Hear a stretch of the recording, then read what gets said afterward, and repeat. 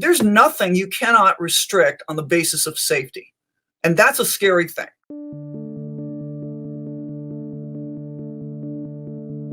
My name is Dr. Lee Merritt. I'm an orthopedic surgeon, and I'm mostly in Omaha, Nebraska. And I think testing is a distraction to figure out what else, and you could say distracting from what? Distracting from the real liberty loss of not opening up the country again. There's nothing you cannot restrict on the basis of safety. And that's a scary thing. Flu mandates, vaccine mandates.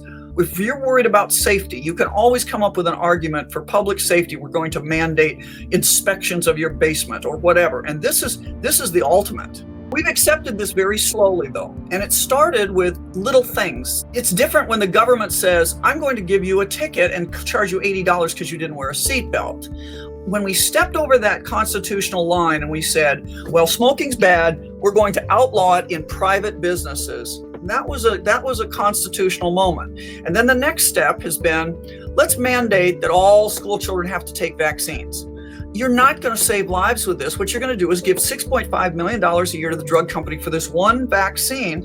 And how many children might be injured? So that's the kind of problem. They argue about safety. Not only does it not even make you safer, it probably makes you less safe. You're accepting a risk to do something. But at what basis do they have to mandate this? We had the Nuremberg principles written so we could convict the doctors in Nazi Germany. And what were they convicted of? Basically, of treating people against their will, of forcing people to undergo experimentation without informed consent and under duress. We're not there yet, but the next step in all this is they're going to mandate a COVID vaccine. I don't have the right to force you to have my surgery. You don't have the right to force me to have your medical treatment.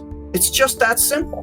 There comes a time in a real pandemic where quarantine is constitutionally justified and constitutionally admissible. But putting people in jail just for refusing to take a vaccine when they're not spreading a disease, when they're not sick, on the theory they might get sick, that's the line we've crossed.